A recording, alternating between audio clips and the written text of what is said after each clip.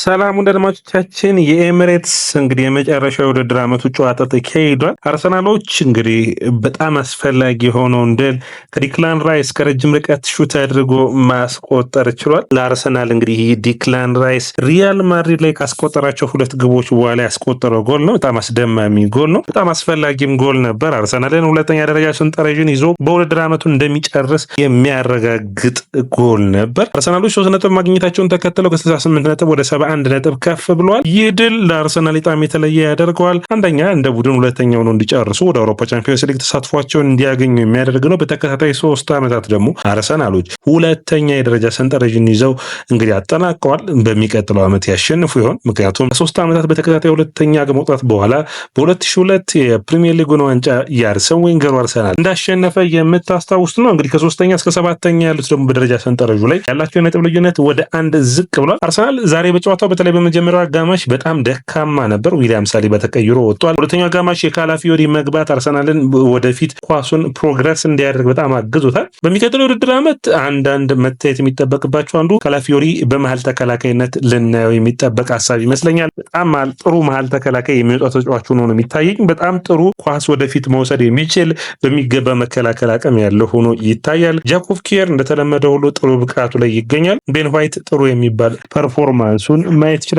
በአጠቃላይ መድፈኞቹን የዛሬውን ጨዋታ እንዴት አያችሁት? የጨዋታው ኮከብ እንግዲህ ዴቪድ ራያ ነው። በመጀመሪያው አጋማሽ በመጀመሪያዎቹ ደቂቃዎች አካባቢ ያስቀራቸው 5 ኳሶች አርሰናልን በጨዋታው ላይ ውጤት እንዲያመጣ አድርገውታል። እንዴት አገኛችሁት?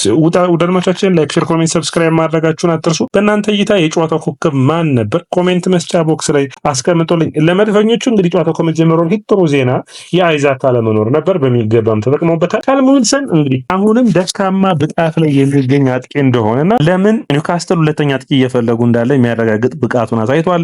ጠንካራ ብቃቱን ማሳየት አልቻለም። እንግዲህ በአርሰናል በኩል እንግዲህ የተሞከሩበት ሙከራ ማለትም ብሩኖ ጉሜሬስ 2 ድሎችን ሞክሮ ከዛ ውጭ ደግሞ በጥሩ ሁኔታ ዳኒ በርንም የሞከረውን ጎል የበርንንም ኳስ በሚገባ ማስቀረት ስለሆነ አርሰናል እንደ ቡድን ያሉበትን ችግሮች እንግዲህ ማሻሻል እና በአንድሬ በርታ ጋር ታምራው ጆሹዋ ኩሬንኬም ዛሬ ስለ ቡድኑ ያለውን አስተያየት ሰጥቷል። በሚቀጥለው ውድድር ዓመት ዋንጫዎችን ለማሸነፍ ብዙ ገንዘብ ኢንቨስት እናደርጋለን በማለት አስተያየቱ ሰጥቷል። አርቴታም በሚቀጥለው ዓመትም አሁንም ተስፋ አንቆርጥም እንፋለማለን ብሎ ለደጋፊዎቹ ቃል ገብቷል። እንግዲህ እንደ ቡድን አርሰናል በሚቀጥለው ዓመት ዋንጫ ማሸነፍ የሞት ግድ ይለዋል ተብሎ የሚጠበቅ ነው የሚሆነው። በተለይ በዘንድሮ ውድድር ዓመት ቀይ ካርዶቹን የጉዳት ሁኔታዎች እንዳስቸገሩት የሚታወቅ ነው። በዚህ ጨዋታም ኒውካስትል በዘንድሮ ውድድር ዓመት 3 ጊዜ አርሰናል ማሸነፍ ችሎ ነበር። በአራተኛው ግን መድፈኞቹ ማሸነፍ ችሏል። ይህ አስፈላጊ ነበር። ዴቪድ ራያ ባለፉት ሳምንታቶች ውስጥ ያሳየው ደካማ ብቃት ለአንዳንድ ሁኔታዎች ተጠያቂ የሚያደርገው ነው የሚመስለኝ። በዚህ ጨዋታ በተለይ የመጀመሪያዎቹ ሙከራዎች ውስጥ የእሱ ስህተት እንደነበረበት የሚታወስ ነው። ዴቪድ ራያ ባለፉት ሳምንታት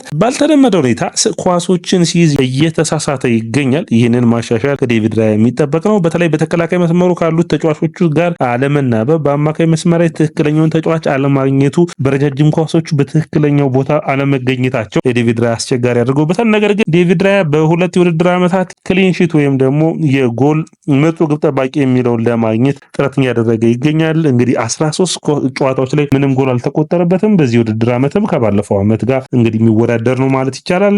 ሴልስ የኖቲንጋም ፎረስቱም በረኛ 13 ጨዋታዎች ላይ አልገባበትም። ስለዚህ በመጨረሻው ቀን የሚጠበቅ ውጤት ይሆናል። አርሰናል በአጠቃላይ እንደ ቡድን ያሉበትን ችግሮች መቅረፍ በክረምት የዝውውር መስኮት ግድ ይለዋል። በዛሬ ጨዋታ ላይ በተለይ የጆርጂኒዮ እንዲሁም ኬረን ቴርኒ እንግዲህ የሚሰናበቱ ይሆናል ከአርሰናል። ሌሎች ተጫዋቾችም ቶማስ ፓርቲን ጨምሮ ደግሞ ኮንትራታቸው ዓመት የመጨረሻው ላይ ያሉ አሉ። ስለዚህ መድፈኞቹ የሚቀጥሉት ጊዜያቶች ውሳኔዎች የሚጠበቁ ነው የሚሆኑት። አንድሬ በርታ ብዙ ስራዎች እንደሚጠብቁት የሚያሳይ ነው። እንግዲህ ኒውካስትል ይህ ሽንፈት ምን ላይ ያደርሳቸዋል ካላችሁኝ ከኒውካስትል እስከ ኖቲንጋም ፎረስት ከ3ኛ እስከ 7ኛ ያለው እንግዲህ 2 ቡድኖች ያለመሳተፍ እድል አላቸው። በአውሮፓ ቻምፒዮንስ ሊግ የመሳተፍ ዘንድሮ 5 ቡድኖች ነው የሚሆኑት። ስለዚህ ከነዚህ ያላቸው የነጥብ ልዩነት አንዳንድ ብቻ ነው። ኒውካስትል የመጨረሻውን ጨዋታ ኤቨርተን የሚገጥመውን ጨዋታ ማሸነፍ ግድ ይላቸዋል። በጎል ክፍያ 22 ይገኛሉ። ይህ የጎል ክፍያ በጣም አስፈላጊ ነው የሚሆነው። ማንቸስተር ሲቲ በተቃራኒ እንግዲህ ማክሰኞ ምሽት ከበርነማውዝ እንዲሁም እሁድ ደግሞ ከፉላም የሚገጥም ይሆናል። እነዛን ጨዋታዎች ቢያሸንፍ እንኳን አርሰናል ላይ እኩል ሊሆን ይችላል። ነገር ግን ብዙ ጎሎች እንደተቆጠሩበት መርሳት የለብንም። አስቶን ቪላ ማንቸስተር ዩናይትድን ከሜዳ ውጭ ይገጥማል። ኒውካስትል ኤቨርተንን የሚያስተናግድ ይሆናል። አርሰናል ከዚህ አጣብቂኝ ውስጥ መውጣት መቻሉና እንደ ቡድን የተሻለ ብቃትን ማሳይቶ ሁለተኛው ነው መጨረሱ የሚጠበቅ ቢሆንም በሚቀጥለው የውድድር ዓመት ግን ከሊቨርፑል ጋር ያለው ልዩነት በጣም ሰፊ እንደሆነ የሚታይ ነው። ማይክል አርቴታ የተለያዩ አጨዋወት ስታይሎችን ቡድን ውስጥ መዘርጋት ይጠበቅበታል። ውጤታማነትን እኩል ለእኩል ማሳየት የሚጠበቅበት ይመስለኛል። ከዛ ውጭ እንደ ቡድን አርሰናል ያሉበትን ችግሮች ማሻሻልም ደግሞ የሚያስፈልግ ይመስለኛል። አጥቂ ማምጣት ያስፈልጋል። የመስመር ተጫዋች፣ አማካኝ፣ ተከላካዩ ማሻሻል የሚጠበቅ ነው የሚሆነው። አርሰናል እንደ ቡድን እንግዲህ በውድድር ዓመቱ ላይ ያሉትን ችግሮች በሚገባ መተንተን የሚጠበቅባቸው ይሆናል። ካልም ዊልሰን ለምን እንግዲህ በ17 ወራቶች ውስጥ 2 ጊዜ እንደጀመረ በዚህ ጨዋታ ሳይቷል። ምንም ይህ ነው የሚባል እድሎችን ሲፈጠር አልታየም። ኒውካስትል እንግዲህ የተከላካይ መስመሩን በ5 ተከላካይ ነው እንግዲህ ኤዲ ሃው ይዞት የመጣው። ያ ምን ያክል አርሰናል እንደሚያስቸግረው የሚጠበቅ ነው። ስለዚህ መደፈኞቹ ማድረግ የነበረባቸው ከሳጥኑ ውጭ ሹት አድርገው ማስቆጠር ነው። ያን ደግሞ ከኦዴጋርድ አሲስት የተደረገልን ኳስ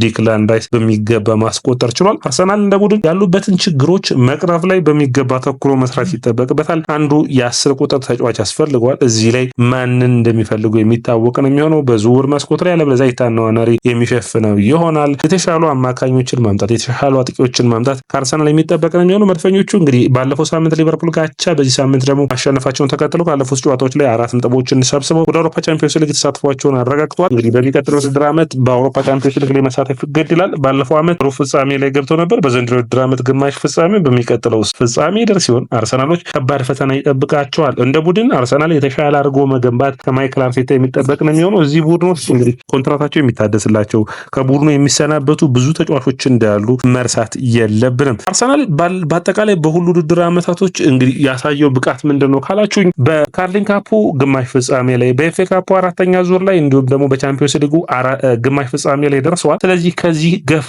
አድርገው መሄድ ግድ ይላል። እንደ ቡድን ያለበትን ችግር ለመፍታት ሲፈልጉ ይህ ወሳኝ ነው የሚሆነው። አንደኛ የሚሆነው ትክክለኛ አጥቂ እንደ ቪክቶሪዮ ኮሬስ፣ ቤንጃሚን ሴስኮ የሚነሱበትን በአማካይ በኩል የዙቢሜንዲ መምጣት በእንደዚህ አይነት ጨዋታዎች ላይ ቦል ፕሮግረስ የሚያደርግ ኳሱን ወደፊት የሚወስድ ተጫዋች ያስፈልጋል። የዲክላን ራይስ ሹቶችና ጎሎች መቀጠል ይጠበቅባቸዋል። በፕሪሚየር ሊጉ 4 ጎሎችን አስቆጥሯል። በአጠቃላይ በዘንድሮ ውድድር ዓመት 15 የጎል ተሳትፎች ነበሩ። ዛሬ ማስቆጠሩን ተከትሎ ወደ 16 ከፍ ብሏል። እንግዲህ ዊሊያም ሳሊባ ጉዳት ምን ያክል ነው የሚለውን የምናይ ነው የሚሆነው። ሪካርዶ ካላፊዮሪ ግን ተቀይሮ ከገባ በኋላ በተለይ በውድድር ዓመቱ ላይ ጥሩ ብቃቱን እያሳየ ከጊዜ ወደ ጊዜ የሚገኘው ጃኮብ ኪቪየር ዋና ተጫዋቹ ነው እየመጣ ይገኛል። አርሰናል በዝውውር መስኮቱ ላይ ይሸጠዋል ወይስ ቡድን ውስጥ ያቆየዋል የምናይ ነው የሚሆነው። ቤን ዋይት ዛሬ ደከም ብሎ ታይቷል። ሉዊስ ስካሊ እንደተለመደ ጥሩ ብቃቱ አለ። የትሮሳርድ እና የማርቲኔሊ ሁኔታ ግን አርሰናሎች በዝውውር መስኮት ላይ ትክክለኛውን ተጫዋች ማስፈረም እንዳለባቸው የሚጠበቅ ነው የሚሆነው። ሃቨርትዝ ከረጅም ጊዜ ጉዳት በኋላ ተመልሶ መጥቶ ብቃቱን ማሳየት ችሏል። ጥሩ የሚባል ነው። እንግዲህ አርሰናል ምን ያክል ሃቨርትዝ እንደናፈቀው የሚታይ ነው። ያላቸው ስታይላቸው በጣም ትልቅ ሚና የሚኖረው ነው። ረጃጅም ኳሶችን ማውረድ መቻሉ፣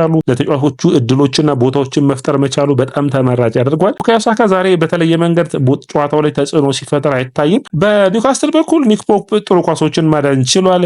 ፋቢያን ሸር፣ ቦትመን እና እንዲሁም ደግሞ በጥሩ ብቃት ላይ የሚገኘው ዳኒ በርን እንግዲህ ተከላካይ መስመሩ ላይ የነበሩ ሊቭሬሜንቶ እና መርፊ ሁለቱም መስመሮች፣ ቶናሊ እና እንዲሁም ደግሞ ብሩኖ ጎሜሬስ አማካይ መስመሩን ይዘዋል። ቶናሊም እንግዲህ በፕሪሚየር ሊጉ በዘንድሮ ውድድር ዓመት በ6 ቁጥር ሚና ጥሩ ብቃትን ካሳዩ ተጫዋቾች ውስጥ አንዱ ነው። ብሩኖ ጎሜሬስ እድሎችን ሲሞክር ወደፊት ጠጋ ብሎ ሹቶችን ሲያደርግ ይታይ ነበር። ነገር ግን የአርሰናልን የአማካይ ክፍል መብለጥ አልቻሉም። በመጀመሪያው አጋማሽ በመጀመሪያዎቹ 20 ደቂቃዎች በኋላ ብልጫዎችን ወስደው ተጫውተው ነበር። ነገር ግን አርሰናሎች በሁለተኛው አጋማሽ ደግሞ የተሻሉ ነው ወጥተዋል። አንቶኒ ጎርደን፣ ዊልሰን እና እንዲሁም ደግሞ ባርንስ በጨዋታው ላይ የተለየ ብቃታቸውን ማሳየት አልቻሉም። አርሰናል በክረምቱ የዝውውር መስኮት እንግዲህ እሺ የሚባል ከሆነ ድሎች የሚያጋጥሙት ከሆነ አንቶኒ ጎርደን ማምጣት እንደሚፈልግ የሚታወቅ ነው። ኢሳካሎ የሚታይ ይሆናል። በአጠቃላይ በጨዋታው ላይ ካየናቸው ጥሩ ፐርፎርማንሶች ውስጥ አንዱ በአርሰናል በኩል የራይስ ጎል አስቆጣሪነት ነው። ይህ ሊቀጥል ይጠበቃል። አርሰናል በጣም በሎ ብሎክ ወደኋላ ፍግፍገው የሚገጥሙ ቡድኖች ሲያጋጥሙት እንደዚህ አይነት ረጃጅም ሹቶች የሚያስፈልጉ ነው የሚሆኑት። በ5 ተከላካይ ነው የተጫወቱት። በ5 ተከላካይም ሆነው መስመሮቹን ትተው ነበር አርሰናል የተጫወቱት። ማይክል አርቴታ በሁለተኛው አጋማሽ ያደረገው ቡካዮ ሳካና ማርቲኔሊ ሁለቱም መስመሮች በሚገባ ተቃራኒ ቡድንን ለጥጠው እንዲጫወቱ ማድረግ ችሏል። ያንም ውጤታማ አድርጎታል። በጨዋታው ላይ ነጥብ ይዞ እንዲወጣ አግዞታል። እንግዲህ በተለይ ቀጥተኛ ተቀራቃሪው ነው። እንግዲህ ኒውካስትል በሚቀጥሉት ዓመታቶች ውስጥ ዋንጫ ማሸነፍን የፕሪሚየር ሊጉን ዋንጫ ማሸነፍ እንደሚፈልጉ ብሩኖ ጎሜሬስ ተናግሯል። አርሰናል ያንን ማሳካት ግድ ይለዋል። በሚቀጥሉት ዓመታቶች ውስጥ እንግዲህ ከዚህ ቡድን ችግሮች ውስጥ ደህና ገንዘብ ከክሮንኬ ቤተሰብ ተመንለት ይገባል። ምክንያቱም ከሊቨርፑል ጋር ያለው ነጥብ ልዩነት ሰፊ ነው። ሊቨርፑል እንግዲህ የፍሪምፖንግን ዝውውር ጨርሷል። ሊቨርፑል በቀጥታ በዝውውሮች ላይ እየተሳተፈ ነው የሚገኘው። አርሰናልም ይህንን በተመሳሳይ ሁኔታ ማድረግ ያለበት ይመስለኛል። ሰላም ወዳጆቻችን፣ ያያ ስፖርት ነው። ላይክ፣ ሼር፣ ኮሜንት፣ ሰብስክራይብ ሰብስክራይብ ማድረጋችሁን አትርሱ።